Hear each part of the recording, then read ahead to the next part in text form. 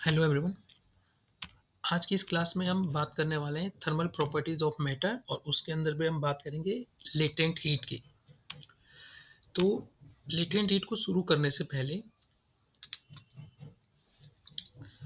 आपको कुछ टॉपिक्स पता होने चाहिए। लेटेंट हीट के बारे में अगर मैं बात करूं तो how to define latent heat. First thing, एक सेकेंड सी। तो जो टॉपिक है आज का वो है हमारा latent heat.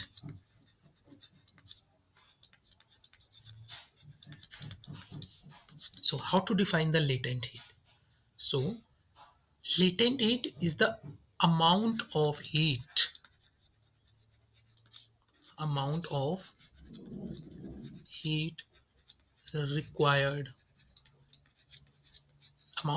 required to change the state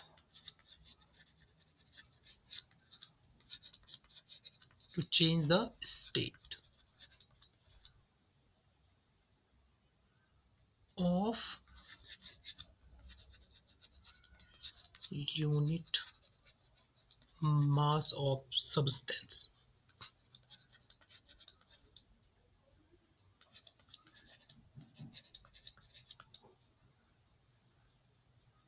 at constant pressure and temperature।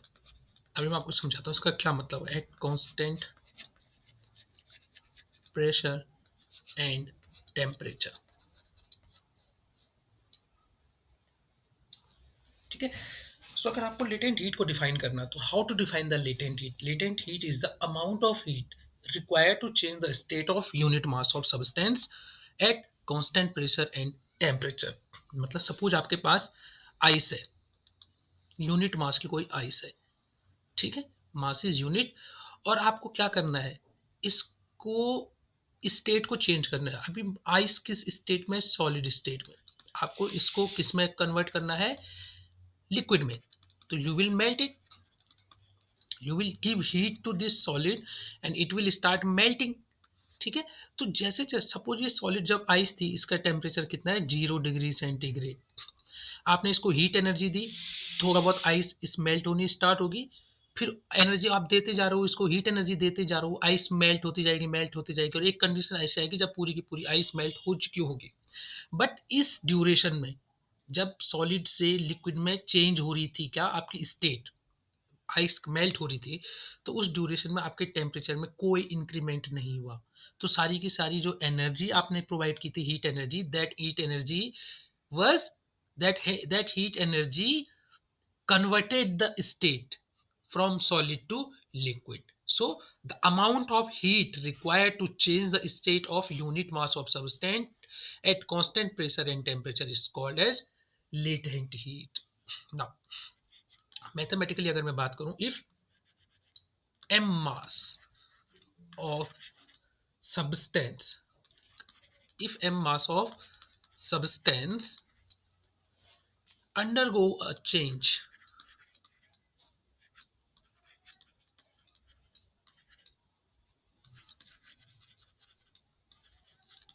undergoes a change from one state to another।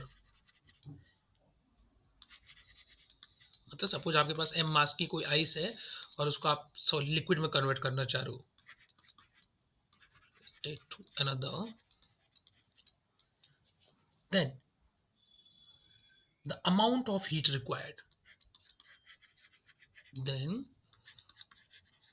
the amount of heat required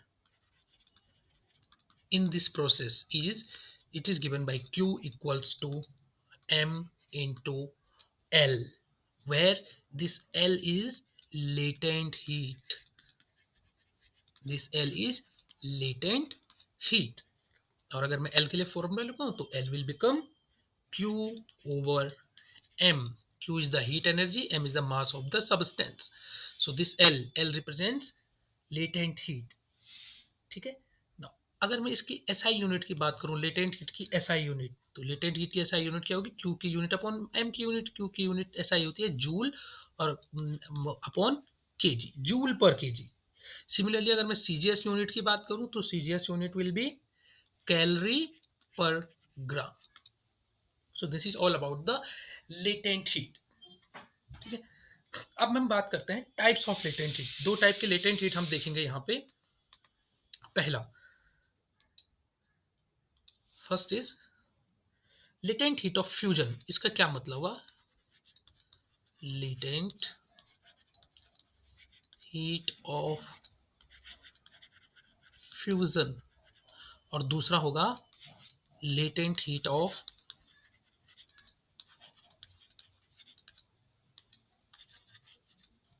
vaporisation.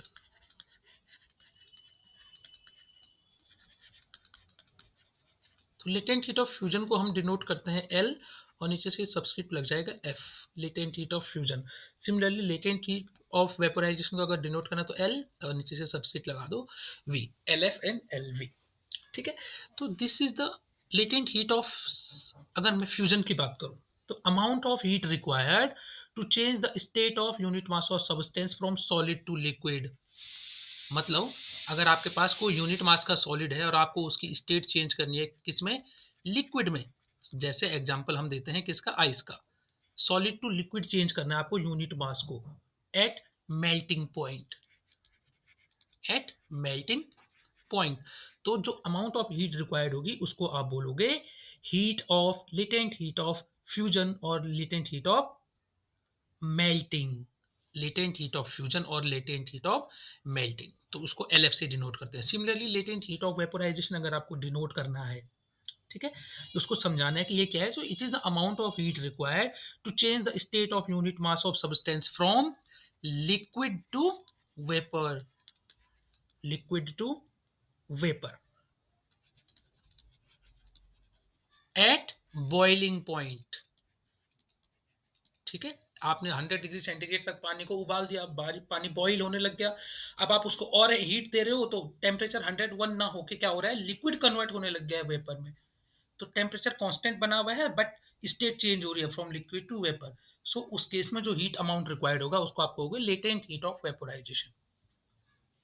ठीक है, अब एक एक्सपेरिमेंटल एविडेंस देखते हैं हम। एक एक्सपेरिमेंटली एक ग्राफ प्लॉट करता हूं मैं। Graph will be between temperature versus heat. मतलब मैं किसी भी टेम्परेचर, आपके पास कोई सब्सटेंस है, उस सब्सटेंस को मैं हीट प्रोवाइड कर रहा हूँ तो उसके टेम्परेचर में क्या इफेक्ट पड़ रहा है, वो हम एक ग्राफ के थ्रू समझने की कोशिश करते हैं।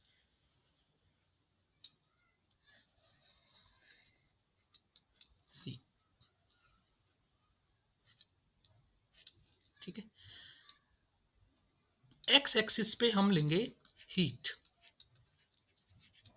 दिस इज हीट इस एक्सिस पे, और इस एक्सिस पे हम लेंगे आपका टेम्परेचर टी। किस में ले रहा हूँ मैं? डिग्री सेंटीग्रेड में। ठीक है, अब मैं टेम्परेचर अगर लिखूँ तो यहाँ से स्टार्ट करता हूँ -20, -10, 0, 10, 20, similarly 30, 40, 50, 60, 70, 80, 90, 10, 100। Suppose this one is at 100। Equal distance है, छोटा बन गया लेकिन आप सही से बना देना इसको 100।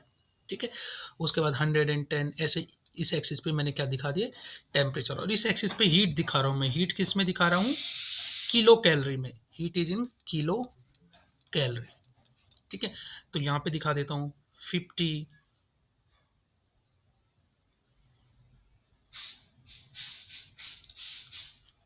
उसके बाद 100, सिमिलरली फिर 200, फिर 400, इधर दिखा देते हैं 500, और इस तरह से आगे जाता जाएगा। ठीक है, अब अगर ग्राफ प्लॉट किया जाए किसके वर्सेस? टेम्परेचर वर्सेस हीट का ग्राफ अगर मैं प्लॉट करूं कि जैसे जैसे मैं हीट प्रोवाइड कर रहा हूं तो टेम्परेचर पे क्या इफेक्ट पड़ रहा है, अगर इसका मैं ग्राफ प्लॉट करूं तो क्या मिलता है? देखो, इनिशियली जब -20 और -20 पे था टेम्परेचर, मैंने हीट एनर्जी प्रोवाइड की उसको, यहाँ से थोड़ा थोड़ा हीट करना शुरू किया। तो जैसे जैसे हीट कर रहा हूँ देखो क्या हो रहा है, टेम्परेचर विल स्टार्ट इंक्रीजिंग। और कैसे इंक्रीज होगा? ये बढ़ता जाएगा बढ़ता जाएगा बढ़ता जाएगा, और पहले पहुंचेगा -20 से इंक्रीज होके 0 डिग्री सेंटीग्रेड पे। सपोज कोई आइस था, उसका टेम्परेचर -20 डिग्री पे था, आपने उसको हीट दिया, टेम्परेचर 0 डिग्री पे रखा, अभी भी ये आइस ही रहेगा, सॉलिड ही रहेगा 0 डिग्री सेंटीग्रेड पे, लेकिन इसके बाद आप इसको और एनर्जी दे रहे हो, तो टेम्परेचर में इंक्रीमेंट नहीं होगा। There will be no increment in temperature. Suppose this point is B, इसको मैं नाम दे देता हूँ ए, इसको नाम दे देता हूँ सी, इस वाले पॉइंट को। Till C point the temperature will not increase, ठीक है। लेकिन बी पॉइंट पे ये क्या था, आइस था, और सी पॉइंट पे क्या बन गया, ये वाटर।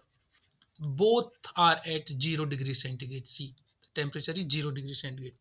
अब इसके बाद आप फिर से इसको एनर्जी देते जा रहे हो, तो क्या होगा, आप इसको हीट एनर्जी दे रहे हो, तो अब टेम्परेचर इंक्रीज होने लगेगा, और टेम्परेचर इंक्रीज होते होते होते होते कब तक, कहाँ तक पहुंचेगा, 100 तक। ये स्ट्रेट लाइन ना, आप इसको स्ट्रेट बनाना, ठीक है। 100 तक पहुंच गया टेम्परेचर। जैसे आपने 100 टेम्परेचर दिया, डी पॉइंट पे पहुंच गए आप, ठीक है, टेम्परेचर 100 हो गया, इसके बाद और एनर्जी दे रहे हो आप इसको, तो क्या होगा, टेम्परेचर में कोई इंक्रीमेंट नहीं होगा, टेम्परेचर कांस्टेंट बन जाएगा। यहाँ पे आपका ये वाटर ही रहेगा, बॉईल हो रहा है तो वाटर ही है अभी भी। लेकिन अब आप हीट एनर्जी दे रहे हो, तो टेम्परेचर में इंक्रीमेंट नहीं हो रहा है, बट क्या हो रहा है, यहाँ पे आपका धीरे धीरे वेपोराइजेशन स्टार्ट हो गया। वेपोराइजेशन स्टार्ट हो गया, और ये किसी एक पॉइंट पे जाके, जब वेपोराइजेशन पूरा का पूरा जो वाटर था वो क्या बन चुका है, वेपोराइजेशन स्टीम बन चुका है, तो एट पॉइंट ई स्टीम। यहाँ पे भी टेम्परेचर कितना है, 100 डिग्री सेंटीग्रेड, और यहाँ पे भी टेम्परेचर कितना था, वाटर जो बॉईल हो रहा था 100 डिग्री सेंटीग्रेड। अब इसके बाद टेम्परेचर इंक्रीज कर सकते हो आप, टेम्परेचर विल इंक्रीज, स्टीम का टेम्परेचर इंक्रीज होता जाएगा। So suppose this one is at, अगर इनको नया पॉइंट ले लिया मैंने, यहाँ पे स्टीम 120 डिग्री सेंटीग्रेड पे पहुंच गई। तो आपको दो फेस दिख रहे हैं जहाँ पे टेम्परेचर कांस्टेंट रहा, एक तो ये बी सी से, और एक है डी ई वाला phase. So this B C पे जो ये फेस है, ठीक है, तो इसको कहते हैं आप, जो ये हीट दी गई इतनी फ्रॉम बी टू सी, इसको कहते हैं आप heat of fusion, heat of fusion, ठीक है। और एक्सपेरिमेंटली इसकी वैल्यू जब मेजर की गई, it was 3.33 into 10 to the power 5 joule per K G, 3.33 into 10 to the power 5 joule per K G, ठीक है। So this is the 3.33 into 10 to the power 5 joule पर केजी। और अगर इस वाली हीट की मैं बात करूं, जो हीट ऑफ वेपोराइजेशन है, ये हीट ऑफ फ्यूजन निकली, ये है ये वाली, यहाँ से यहाँ तक जो हीट दिया आपने, उसने टेम्परेचर तो इंक्रीमेंट नहीं किया, लेकिन उस हीट को क्या कहेंगे हम, heat of vaporisation, means latent heat of vaporisation, heat of vaporisation, short में लिख रहा हूँ वेपोराइजेशन। और इसकी जो वैल्यू है वो है 22.6 into 10 to the power 5 joule पर केजी। और अगर मैं किलो कैलोरी में बात करूं, तो ये आता है लगभग 5540 किलो कैलोरी पर केजी। अगर मैं कैलोरी में लिखूं तो 540 किलो कैलोरी पर केजी, ये लेटेंट हीट ऑफ वेपोराइजेशन आ गई।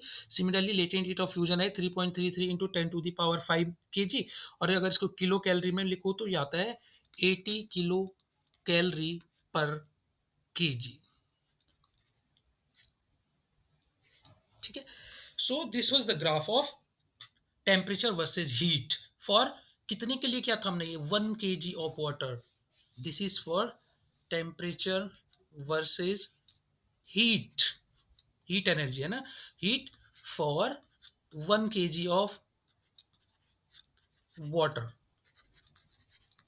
एट एटमोस्फेरिक प्रेशर पे है, ये जो एक्सपेरिमेंट प्रोवाइड किया गया, this was for 1 kg of water at atmospheric pressure. So this is all about the latent heat. यहां से मैं लिख सकता हूँ हीट ऑफ फ्यूजन, ये है ना, ये L F, this is equals to कितना आया आपका, heat of fusion 3.3 into 10 to the power 5 joule पर केजी। और अगर किलो कैलोरी में लिखना है तो 80 kilo calorie per KG. Similarly heat of vaporisation L V कितना आया, 22.6 into 10 to the power 5 joule पर केजी, ठीक है, जूल पर केजी। तो it is the amount of heat required to convert 1 kg of water to the steam at 100 degree centigrade, इतना amount. Similarly it is the amount of heat required to convert या melt 1 kilogram of ice into water at same temperature 0 degree centigrade. So I hope it will be clear कि what is latent heat heat, latent heat क्या है, और ये latent heat of vaporisation और latent heat of fusion, ये क्या चीजें हैं। अगर यहाँ तक क्लियर हो गया तो I will start the new topic. ठीक है, so the new topic that I will be starting is mode of transfer of heat. Mode of transfer of heat. ठीक है, so heat can be transferred from one place to another by different modes. ठीक है, और वो we will study three modes. पहला mode जो हम पढ़ेंगे दैट विल बी कंडक्शन।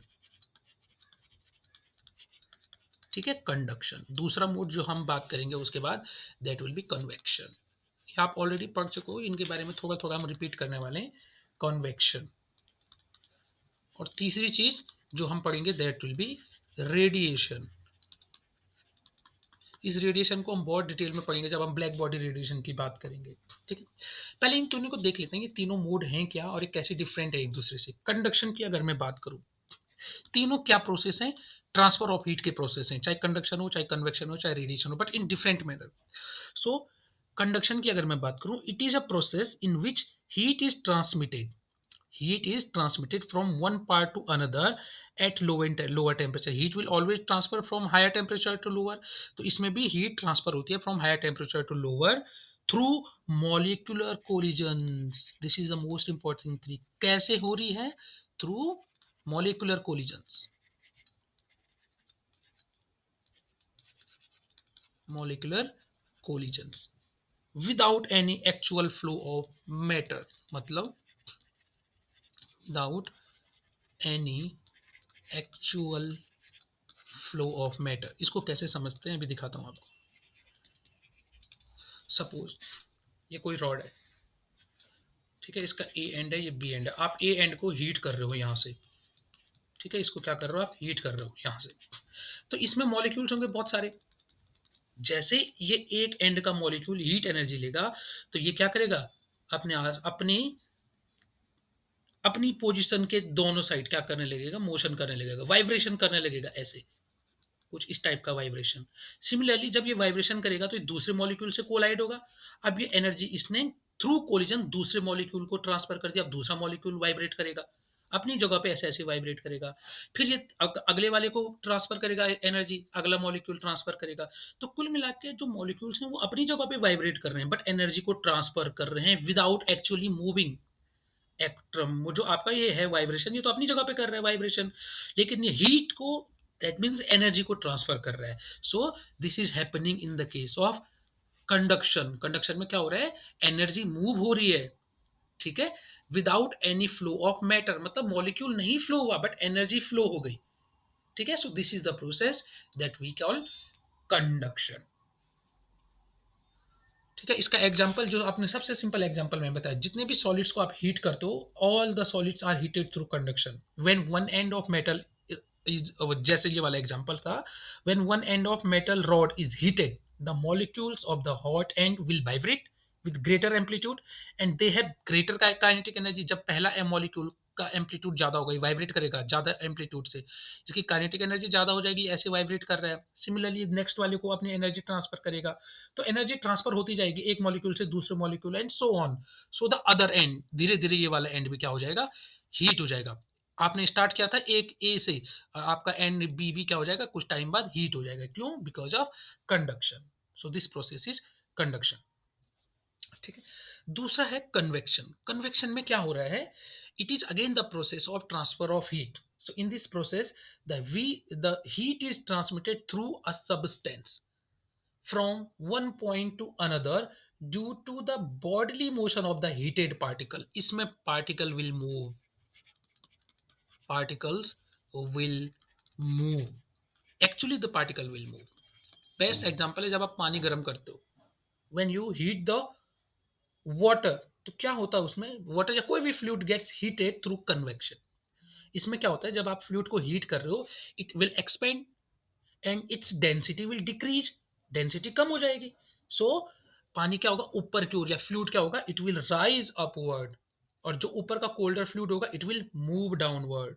तो इसमें actually matter is flowing, so water गर्म हो रहा है but the particles are also moving, so इस प्रोसेस को कहते हैं कन्वेक्शन.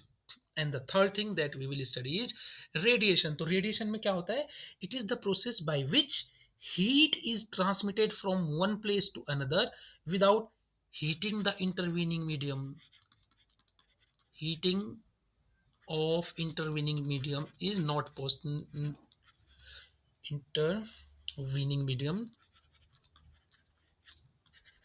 नहीं होता है इसमें, मतलब जो मीडियम है उसको हीट किए बिना ही आपकी ट्रांसफर होती है एनर्जी. यहाँ पे विदाउट लिखना जरूरी है, without without heating of intervening medium. सबसे बेस्ट एग्जांपल सन से जो हमारे पास क्या आती है, रेडिएशन. हीट पहुंचती है तो heat from the sun reaches the earth by the process of radiation. ठीक है, it involves the transfer of heat without the help of any material medium. कोई मीडियम है क्या? कोई रॉड है, कोई वाटर है? Nothing is there, but heat is coming to us, so it is the process or transfer of heat without heating of the intervening medium. No medium is required. So I hope these three types of mode of transfer of heat are clear. ठीक है, next topic जो हम बात करने वाले हैं वो है steady state and temperature gradient. अच्छा टॉपिक है. इस ये दो टर्म हम बहुत यूज करने वाले हैं, steady state and temperature gradient. Temperature gradient बहुत सिंपल से दो टॉपिक हैं, इनको समझते हैं, फिर अगले टॉपिक में हम इनकी बहुत डिटेल में यूज करेंगे. ठीक है, तो सबसे पहले देखो, एक मेटल रॉड कंसीडर करो. Suppose this is a metal rod, this is a metal rod, और इस मेटल रॉड पे दो एंड है. मैं इसको लिख लेता हूँ हॉट एंड, और ये वाला एंड है आपका कोल्ड एंड. इसको नाम दे देते हैं ए, इस वाले एंड को नाम दे देते हैं बी. ठीक है, अब क्या कर रहे हैं, कंसीडर ए मेटल रॉड. इसको आपने एक एंड पे क्या किया, हीट किया. एक at end A you are heating this metal rod, तो क्या होगा, heat will flow from A to B via conduction. Conduction के थ्रू हीट होगी इसमें, क्योंकि ये सॉलिड है.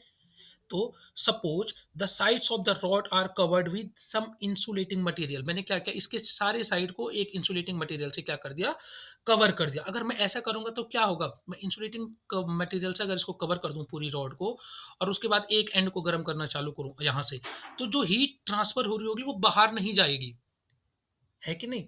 So heat will not lost from the side to the surrounding. इन साइडों से सराउंडिंग में हीट का लॉस नहीं होगा, क्योंकि बाहर इंसुलेटिंग मटेरियल है जो कि हीट को बाहर नहीं जाने दे रहा है.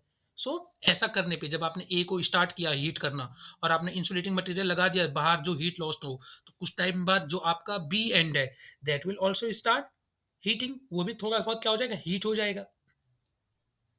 ठीक है, so after some time a steady state is reached.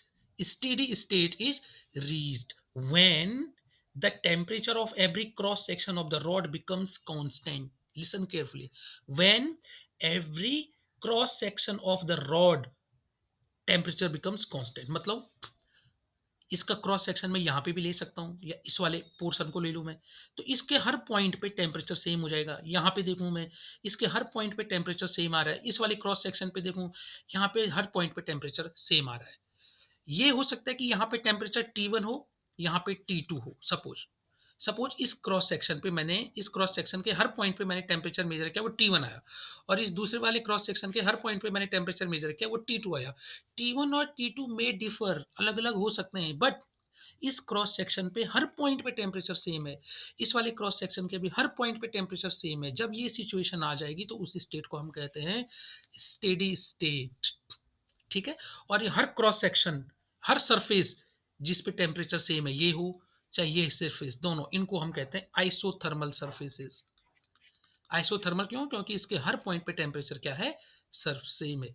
तो ये वाली आइसोथर्मल सरफेस जो पहली वाली है, इस पे टेम्परेचर T1 है, दूसरी वाली जो आइसोथर्मल सरफेस है इस पे टेम्परेचर T2 है. ठीक है, सो आइसोथर्मल सरफेस. सपोज इन दोनों क्रॉस सेक्शन के बीच की डिस्टेंस क्या है, x. एक्स डिस्टेंस पे दो क्रॉस सेक्शनल सरफेसेस लीजिए मैंने. पहली क्रॉस सेक्शनल सरफेस पे टेम्परेचर T1 है, और दूसरी क्रॉस सेक्शनल सरफेस पे टेम्परेचर T2 है. और इस कंडीशन को हम कहते हैं स्टेडी स्टेट, जहां पे कि क्या होता है, स्टेडी स्टेट में क्या होता है, the state of the rod when temperature of every cross section of rod becomes constant and there is no further absorption of heat. लिख लेता हूं मैं यहाँ पे, the state of rod when temperature of each cross section या every cross section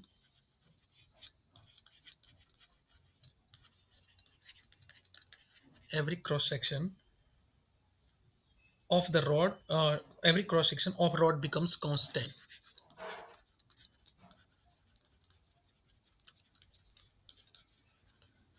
constant, अगर ये steady state आ गई, इस स्टेट को हम कहेंगे कि स्टेडी स्टेट, तो there is no further absorption of heat. इसके बाद अब कितना भी हीट कर दो, वो एब्जॉर्ब नहीं करेगा हीट को। There is no further absorption of heat, no further absorption of heat.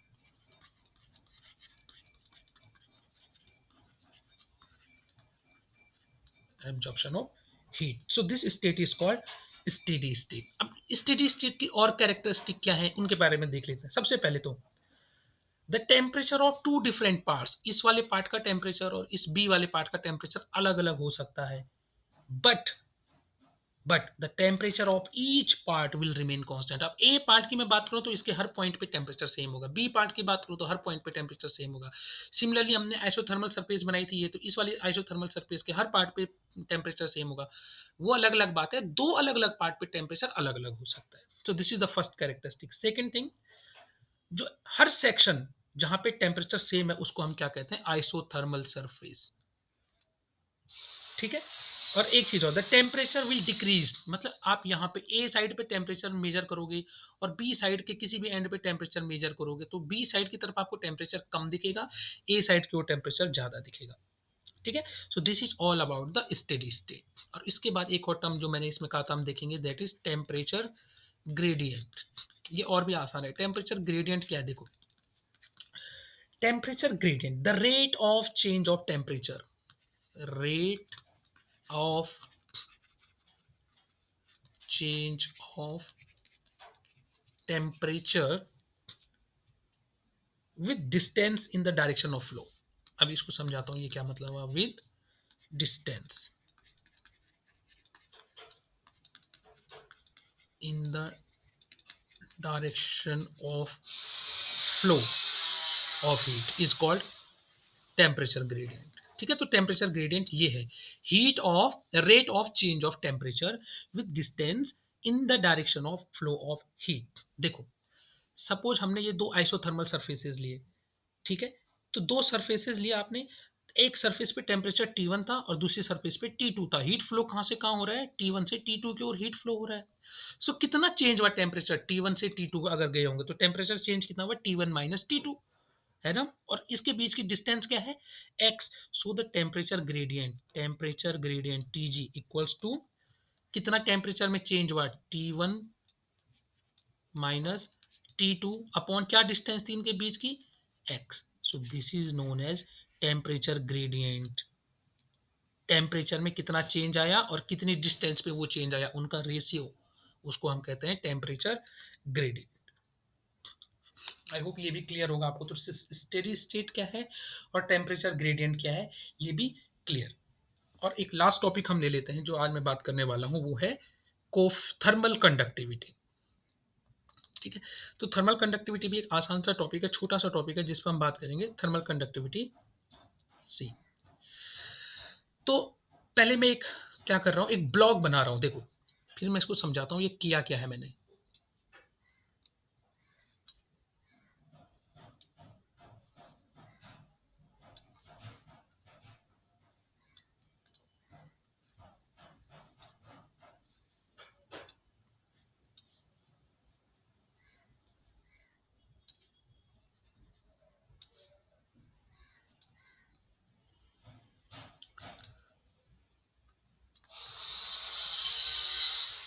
C, consider a block, मैं जो टॉपिक है पहले टॉपिक का नाम लिख देता हूँ, thermal conductivity.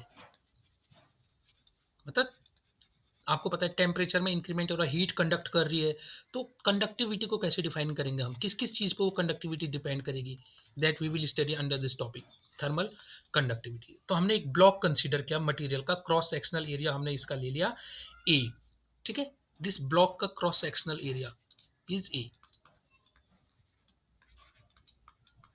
Cross sectional area is A. अब मैं क्या कर रहा हूँ, एंड थिकनेस, इसकी थिकनेस जो ये ब्लॉक है इसकी थिकनेस मतलब ये इतना थिक है, कितना थिक है, एक्स डिस्टेंस, एक्स है इसकी thickness, so x is thickness of this block, and the opposite faces, ये वाला फेस, और इसके अपोजिट फेस कौन सा होगा, ये वाला होगा, इसके अपोजिट फेस ये वाला।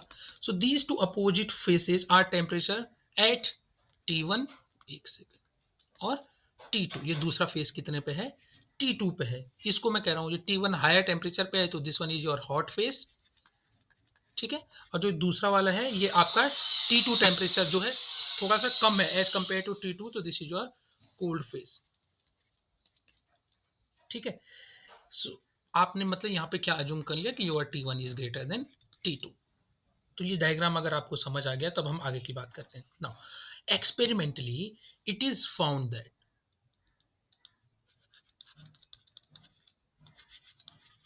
it is found that the amount of heat Q, मैंने यहाँ से amount of heat Q which will flow through this block, amount of heat Q that flows from hot to cold body, hot to cold phase, जो amount of heat will flow from hot phase to cold phase in during the steady state will be proportional to the following terms. First, the amount Q which will flow, it is found that Q is directly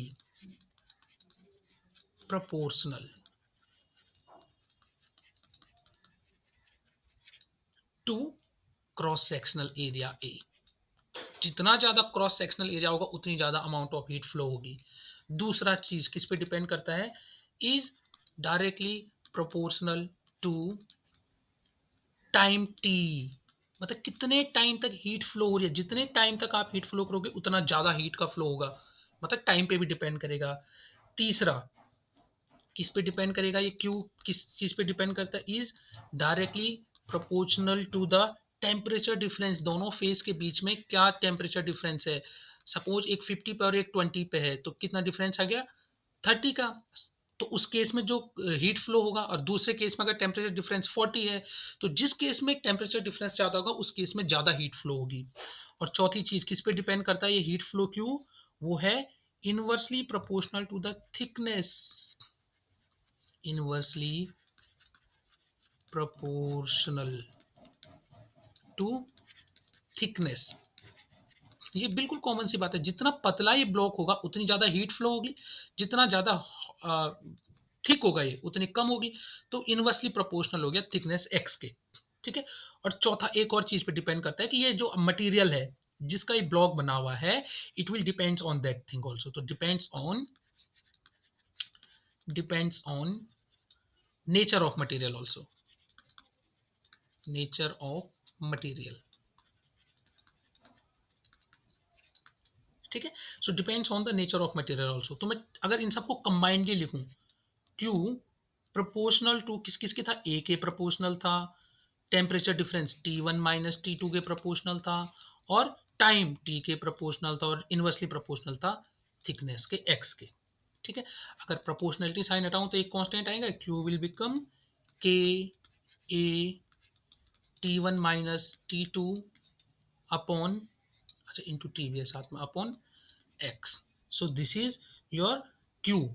जो यहाँ पे K आया है, this K is called the coefficient of thermal conductivity, coefficient of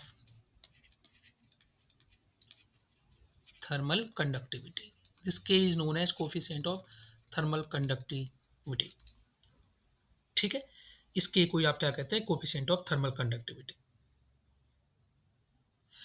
अब इसमें एक और चीज निकालने के लिए आती है कई बार कि अगर थिकनेस कम हो जाए, for small thickness of material, for small thickness of material the rate of flow of heat, ये तो हीट निकाल दिया आपने, ये रेट क्या होगा इस हीट का, rate of flow of heat, rate of flow of heat, इसको हम डिनोट करते हैं एच से, और एच होता है आपका क्यू अपॉन टी, एच होता है आपका क्यू अपॉन टी, मतलब कि रेट अगर आपको निकालना है टोटल हीट कितने टाइम में फ्लो हुई, तो पर यूनिट टाइम में कितनी हीट फ्लो हो रही है वही आपकी रेट होगी, rate of flow of heat, और इसको हम कहते हैं हीट करंट, एच को हम कहते हैं heat current, heat current is Q upon T, Q आपको पता है ये, क्यू आप निकाल चुके हो ये, और अपॉन टी करोगे तो टी से टी कैंसिल हो जाएगा, तो सिर्फ क्यू क्या बचेगा आपके पास, के A T one minus T two upon